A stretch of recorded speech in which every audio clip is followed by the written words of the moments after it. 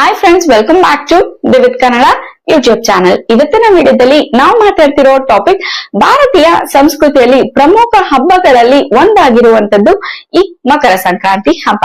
ಸೂರ್ಯ ಉತ್ತರಾಯಣಕ್ಕೆ ಪ್ರವೇಶಿಸುವ ಈ ಶುಭ ದಿನವನ್ನು ನಾವು ಮಕರ ಸಂಕ್ರಾಂತಿ ಎಂದು ಹೇಳಿ ಆಚರಿಸ್ತೀವಿ. ಆದ್ರೆ ಈ ಮಕರ ಸಂಕ್ರಾಂತಿ ದಿನ ನಾವು ಏನಕ್ಕೆ ಎಳ್ಳನ್ನ ಬೀಳ್ತೀವಿ ಹಾಗೂ ಮಕರ ಸಂಕ್ರಾಂತಿ ಹಿಂದೆ ಇರುವ ಕತೆ, ಅದರ ವಿಶೇಷತೆ ಹಾಗೂ ಅದರ ಹಿಂದೆ ಇರುವ ಮಹತ್ವಗಳನ್ನು ಈ ವಿಡಿಯೋದಲ್ಲಿ ತಿಳ್ಕೊಳ್ಳೋಣ. ಅದಕ್ಕಿಂತ ಮುಂಚೆ ಯಾರೆಲ್ಲ ವಿಡಿಯೋಸ್ ನ ಹಾಗೆ ನೋಡ್ತಿರೋ ಪ್ಲೀಸ್ ಸಬ್ಸ್ಕ್ರೈಬ್ ಮಾಡಿ. ಇನ್ನೇನಕ್ಕೆ ತಡ, ಈ ವಿಡಿಯೋನ ಸ್ಟಾರ್ಟ್ ಮಾಡೋಣ ಬನ್ನಿ. ಒಮ್ಮೆ ದೇವಲೋಕದಲ್ಲಿ ಒಂದು ಮೌನವಾದ ನೋವು ಉಂಟಾಯಿತು. ಶನಿಗೆ ತನ್ನ ತಂದೆಯಾದ ಸೂರ್ಯದೇವನ ಮೇಲೆ ಬೇಸರ ಇತ್ತು. ಏನಕ್ಕೆ ಅಂತ ಹೇಳಿದ್ರೆ, ಸೂರ್ಯದೇವ ತನ್ನ ಮೊದಲನೇ ಪತ್ನಿಯಾದ ಸಾಂಗ್ನ ಮತ್ತು ಅವರ ಮಗ ಆಗಿರುವಂತಹ ಯಮರಾಜನಿಗೆ ಹೆಚ್ಚು ಪ್ರೀತಿಯನ್ನು ತೋರಿಸ್ತಾ ಇರ್ತಾರೆ. ಸೂರ್ಯದೇವನ ಎರಡನೇ ಪತ್ನಿಯಾದ ಛಾಯಾ ಮಗನಾದ ಶನಿಗೆ ಪ್ರೀತಿ ಕಡಿಮೆ ಸಿಗುತ್ತಿತ್ತು. ಅದೇ ಕಾರಣದಿಂದ ಶನಿ ಮನಸ್ಸಿನಲ್ಲಿ ಕೋಪ ಉಂಟಾಯಿತು. ಆ ಕೋಪ ನಿಧಾನವಾಗಿ ನೋವಾಗಿ ಬದಲಾಯಿತು. ಒಂದು ದಿನ ಶನಿ ಮನಸ್ಸಿನಲ್ಲಿ ತುಂಬಿಕೊಂಡಿದ್ದ ನೋವು ಮಾತಾಗಿ ಹೊರಬಂದಿತು. ಆ ಮಾತು ಶಾಪವಾಯಿತು. ಶನಿ ಮತ್ತು ಅವರ ತಾಯಿ ಛಾಯಾ ಸೇರಿ ತಂದೆಯಾದ ಸೂರ್ಯದೇವನಿಗೆ ಕುಷ್ಠರೋಗ ಬರುವಂತೆ ಶಾಪವನ್ನು ನೀಡಿದರು. ನಂತರ ಸೂರ್ಯದೇವನು ಆ ಭಯಂಕರ ಕಾಯಿಲೆಯಿಂದ ನೋವಲ್ಲಿ ನರಳುತ್ತಿದ್ದನು.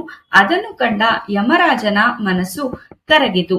ತಂದೆಯ ನೋವನ್ನು ನೋಡಲು ಸಾಧ್ಯವಾಗದೆ ಯಮನು ಕಠಿಣವಾದ ತಪಸ್ಸನ್ನು ಮಾಡುತ್ತಾನೆ. ಆದರೆ ಆ ನೋವಿನ ನಡುವೆ ಸೂರ್ಯದೇವನ ಹೃದಯದಲ್ಲಿ ಕೋಪ ನಿಧಾನವಾಗಿ ಬೆಳೆಯುತ್ತಿತ್ತು. ಕೋಪದಿಂದ ಸೂರ್ಯದೇವನು ಶನಿಯ ಚಿಹ್ನೆಯಾದ ಕುಂಭವನ್ನು ಸುಟ್ಟು ಹಾಕಿದನು. ಅದರ ಪರಿಣಾಮವಾಗಿ ಶನಿ ಮತ್ತು ಅವರ ತಾಯಿ ತುಂಬಾ ದುಃಖವನ್ನು ಅನುಭವಿಸಿದರು.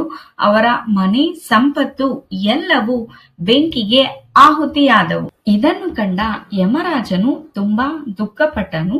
ತಂದೆಯ ಬಳಿ ಹೋಗಿ, ನಿಮ್ಮ ಕೋಪದಿಂದ ನನ್ನ ಮಲತಾಯಿ ಮತ್ತು ಸೋದರ ಎಲ್ಲವನ್ನು ಕಳೆದುಕೊಳ್ಳುತ್ತಿದ್ದಾರೆ, ದಯವಿಟ್ಟು ಅವರನ್ನು ಕಾಪಾಡಿ ಎಂದು ಬೇಡಿಕೊಂಡನು. ಯಮರಾಜನ ಮಾತನ್ನು ಕೇಳಿ ಸೂರ್ಯದೇವ ತನ್ನ ಕೋಪವನ್ನು ಕಮ್ಮಿ ಮಾಡ್ಕೊಂಡ್ರ ಅಂತೆಲ್ಲ ತಿಳ್ಕೊಳ್ಳೋಣ. ಅದಕ್ಕಿಂತ ಮುಂಚೆ ಯಾರೆಲ್ಲ ವಿಡಿಯೋಸ್ನ ಇಲ್ಲಿ ತನಕ ನೋಡ್ತಿದ್ರ ಅಂದ್ರೆ ಪ್ಲೀಸ್ ಸಬ್ಸ್ಕ್ರೈಬ್ ಮಾಡಿ. ಸೂರ್ಯನ ಕೋಪ ಕಡಿಮೆ ಆಯಿತು. ಸೂರ್ಯದೇವ ತನ್ನ ಮನೆಯಾದ ಕುಂಭಕ್ಕೆ ಮರಳಿದನು. ಆದರೆ ಅಲ್ಲಿ ಉಳಿದಿದ್ದು ಭಸ್ಮ ಮಾತ್ರ. ಆ ಸಮಯದಲ್ಲಿ ಶನಿಯ ಬಳಿ ಉಳಿದಿದ್ದು ಒಂದೇ ಒಂದು ಕಪ್ಪು ಎಳ್ಳು. ಯಾವುದೇ ವೈಭವವೂ ಇಲ್ಲ, ದರ್ಪವೂ ಇಲ್ಲ. ಆ ಕಪ್ಪು ಎಳ್ಳಿನಿಂದಲೇ ಶನಿ ತನ್ನ ತಂದೆಯಾದ ಸೂರ್ಯದೇವನನ್ನು ಭಕ್ತಿಯಿಂದ ಪೂಜಿಸಿದನು. ಶನಿಯ ಪೂಜೆಯಿಂದ ಸಂತೋಷಗೊಂಡ ಸೂರ್ಯದೇವನು ಶನಿಯನ್ನು ಆಶೀರ್ವದಿಸಿದನು.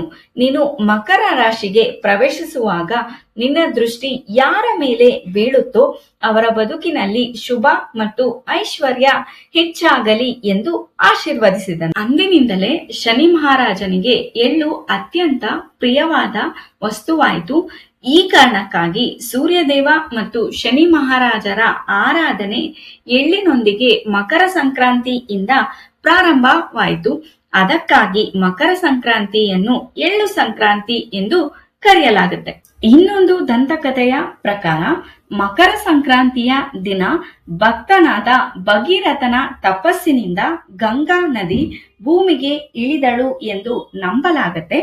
ಆ ಕಾರಣದಿಂದ ಇಂದಿಗೂ ಗಂಗಾ ತೀರದಲ್ಲಿ ದೊಡ್ಡ ಜಾತ್ರೆಗಳು ನಡೆಯುತ್ತವೆ.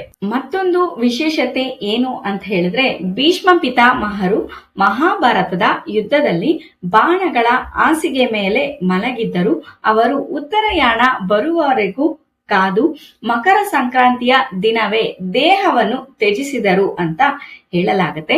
ನಂಬಿಕೆಯ ಪ್ರಕಾರ ಉತ್ತರಾಯಣದಲ್ಲಿ ದೇಹವನ್ನು ತ್ಯಜಿಸಿದ ಆತ್ಮಕ್ಕೆ ಮೋಕ್ಷ ಸಿಗುತ್ತೆ ಎಂದು ಹೇಳಲಾಗುತ್ತೆ.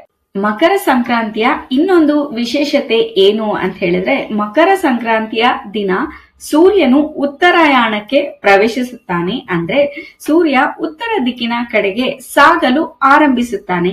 ಈ ದಿನದಿಂದ ಹಗಲು ದೊಡ್ಡದಾಗುತ್ತೆ, ರಾತ್ರಿ ಚಿಕ್ಕದಾಗುತ್ತೆ ಅಂತ ಹೇಳಲಾಗುತ್ತೆ. ಇದನ್ನು ಶುಭ ಲಗ್ನದ ಆರಂಭ ಎಂದು ನಂಬಲಾಗುತ್ತೆ. ಮಕರ ಸಂಕ್ರಾಂತಿಯಿಂದ ಏನಾದರೂ ಸೈಂಟಿಫಿಕ್ ಬೆನಿಫಿಟ್ಸ್ ಇದೆಯಾ ಅಂತ ಅಂದ್ರೆ ಹೌದು ಅಂತಾನೆ ಹೇಳಲಾಗುತ್ತೆ. ಮೊದಲನೇದಾಗಿ ಚಳಿಯಿಂದ ರಕ್ಷಣೆ. ಎಳ್ಳು ಮತ್ತು ಬೆಲ್ಲವನ್ನು ಸೇವಿಸುವುದರಿಂದ ದೇಹಕ್ಕೆ ಉಷ್ಣಾಂಶತೆ ನೀಡುತ್ತೆ, ರೋಗ ನಿರೋಧಕ ಶಕ್ತಿಯನ್ನು ಹೆಚ್ಚಿಸುತ್ತೆ ಅಂತ ಹೇಳಲಾಗುತ್ತೆ. ಎರಡನೇದು ಏನು ಅಂತ ಹೇಳಿದ್ರೆ ವಿಟಮಿನ್ ಡಿ. ಸೂರ್ಯ ಉತ್ತರಾಯಣಕ್ಕೆ ಬಂದಾಗ ಸೂರ್ಯನ ಕಿರಣಗಳು ನೇರವಾಗಿ ಬೀಳುತ್ತೆ, ದೇಹಕ್ಕೆ ಅಗತ್ಯವಾದ ವಿಟಮಿನ್ ಡಿ ದೊರೆಯುತ್ತೆ ಅಂತ ಹೇಳಲಾಗುತ್ತೆ. ಮೂರನೇದಾಗಿ ಮಾನಸಿಕ ಆರೋಗ್ಯ. ಬೆಳಕಿನ ಪರಿಣಾಮ ಹೆಚ್ಚಾದಂತೆ ಮನಸ್ಸಿನಲ್ಲಿ ಉತ್ಸಾಹ ಹೆಚ್ಚಾಗುತ್ತೆ, ಆಲಸ್ಯ ಕಡಿಮೆ ಆಗುತ್ತೆ ಅಂತಾನೆ ಹೇಳಲಾಗುತ್ತೆ. ಮಕರ ಸಂಕ್ರಾಂತಿ ಒಂದು ಹಬ್ಬವಲ್ಲ, ಒಂದು ಸಂದೇಶ. ದಾನದಲ್ಲಿ ಬದುಕು, ಧರ್ಮದಲ್ಲಿ ನಿಲ್ಲು, ಬೆಳಕಿನ ದಾರಿಯಲ್ಲಿ ನಡೆ ಎಂದು ಈ ಮಕರ ಸಂಕ್ರಾಂತಿ ನಮಗೆ ತಿಳಿಸುವ ಸಾರ. ನೋಡಿದ್ರಲ್ಲ ಫ್ರೆಂಡ್ಸ್, ಮಕರ ಸಂಕ್ರಾಂತಿ ಹಬ್ಬದ ವಿಶೇಷತೆ ಏನು ಅಂತ, ಏನಕ್ಕೆ ನಾವು ಈ ಹಬ್ಬದ ದಿನ ಎಳ್ಳನ್ನ ಬಿಡ್ತೀವಿ ಅಂತ, ಭೀಷ್ಮ ಪಿತಾಮಹರು ಏನಕ್ಕೆ ಉತ್ತರಾಯಣದಲ್ಲೇ ಅವರ ಪ್ರಾಣವನ್ನು ತ್ಯಜಿಸಿದ್ರು ಅಂತ. ಸೊ ಎಲ್ಲರಿಗೂ ಮಕರ ಸಂಕ್ರಾಂತಿ ಹಬ್ಬದ ಶುಭಾಶಯಗಳು. ನಿಮ್ಗೆ ಈ ವಿಡಿಯೋ ಇಷ್ಟ ಆಗಿದ್ರೆ ಲೈಕ್ ಮಾಡಿ, ಶೇರ್ ಮಾಡಿ ಅಂಡ್ ಸಬ್ಸ್ಕ್ರೈಬ್ ಮಾಡಿ. ಯಾರೆಲ್ಲ ವಿಡಿಯೋಸ್ ನ ಹಾಗೆ ನೋಡ್ತಿದ್ರೆ ಪ್ಲೀಸ್ ಸಬ್ಸ್ಕ್ರೈಬ್ ಮಾಡಿ. ನಾವು ಮತ್ತಷ್ಟು ಇನ್ಫಾರ್ಮೇಶನ್ ವಿಡಿಯೋಸ್ ನ ಅಪ್ಲೋಡ್ ಮಾಡೋದಕ್ಕೆ ನಮ್ಗೆ ಸ್ಫೂರ್ತಿ ಆಗುತ್ತೆ ಅಂತ ಹೇಳ್ತಾ, stay tuned to my channel. Thank you.